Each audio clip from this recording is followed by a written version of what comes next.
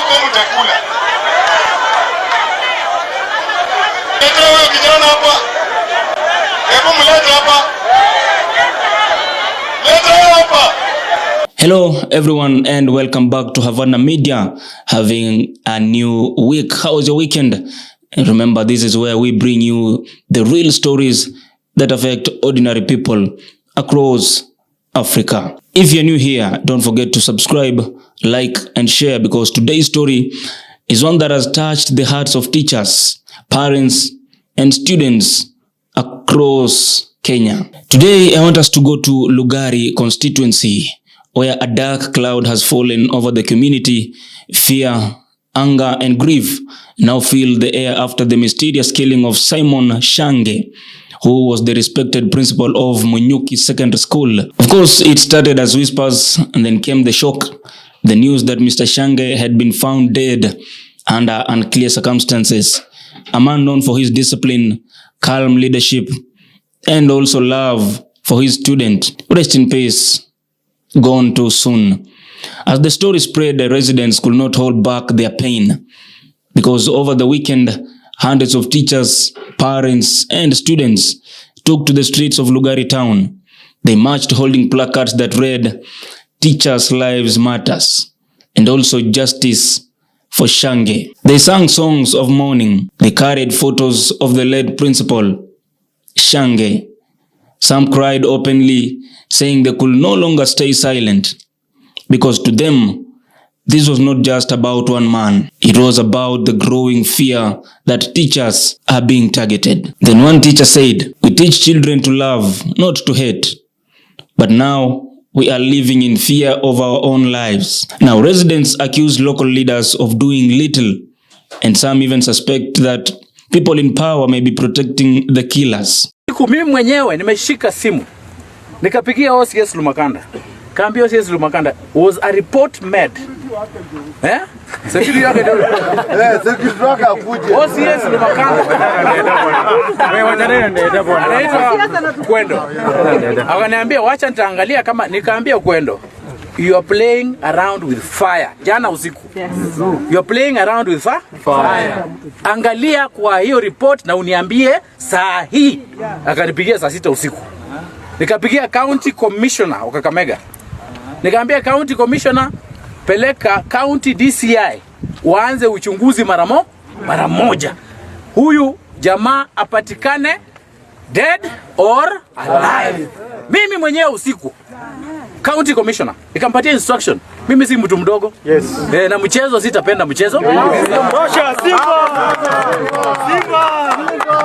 Na walimu waheshimiwe kabisa. Na hii vitendo mimi sitakubali itendeke hapa Lugari. I'm the senior most politician from this area. Yeah. Kule Makuhundi mwalimu mkuu alipigwa. Yes. We are saying it. Leo hivi mwalimu mkuu amepatikana, ameuawa na ametupwa kwa mtoni. We want to be told from the accident area, when the accident endeka, back to the river, what happened? Kama ni wewe MCA involved, lazima ushikwe. Kama ni Savula yuko involved, lazima ashikwe. Kama ni mjumbe yuko involved, lazima ashikwe.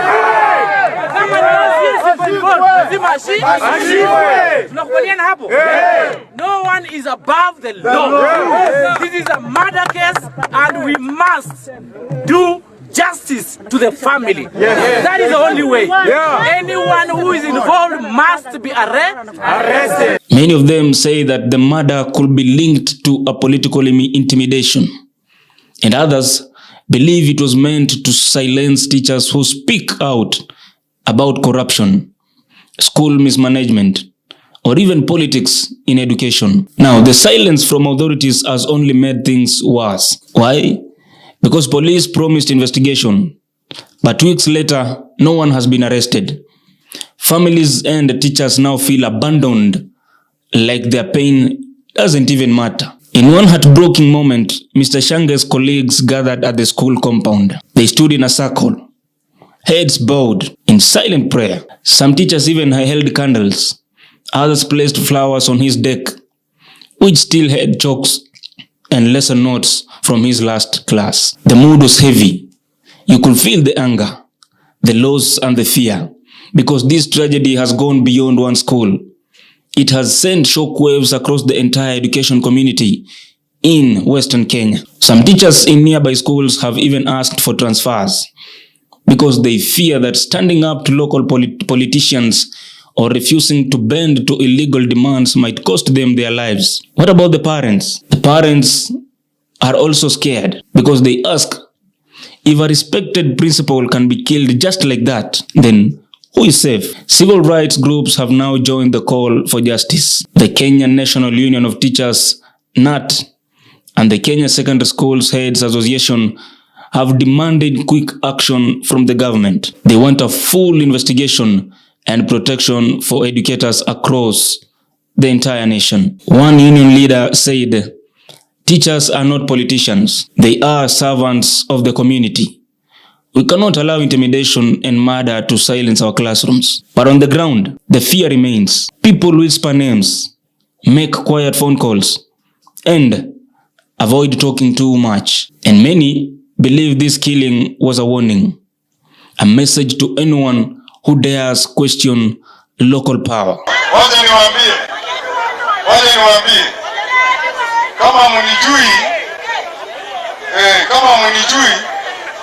mimi utembea kama niko full.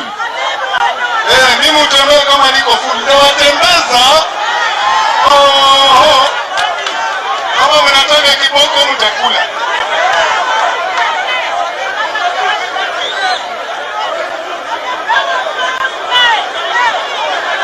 Nileta huyo kijana hapa. Hebu mlete hapa. Leta hapa. Kwani ana makende gapi? Na mimi na gapi? In Lugari town, murals with Simon Shange's face have started to appear on walls, painted by students who adored him. Below the drawings, the words read, "Justice for Shange. Teachers' lives matters." Even churches have joined in, because on Sunday, priests and pastors across the region mentioned his name in their sermons, calling for peace and courage among the teachers. This case is not just about one community. It raises a bigger question for Kenya. If the people who shape our children's future are not safe, then what does that say about the state of our country? Every teacher deserves to go to work without fear, and every student deserves to learn in a safe, peaceful school. And of course, every family deserves answers when a loved one is taken too soon without a reason. The people of Lugari are not asking for much, just justice, truth, and protection. But their cries seem to echo in silence. As night falls in, you can feel the weight of the tragedy, the unanswered questions, the broken trust, and the fear that justice may never come. Still, the people continue to hope. They continue to demand, and they continue to say one thing, loud and clear: teachers' lives matter. I repeat it again. The people's sound is, teachers' lives matter. That's all for today's story here on Havana Media, where every story, of course, matters and every voice counts. And if you believe teachers deserve protection and justice, make sure that you share this video and leave a comment below and let your voice be heard. Thank you so much for watching today's Havana Media. Remember to stay safe, stay strong, and see you in the next story. My name is Oduor Billy.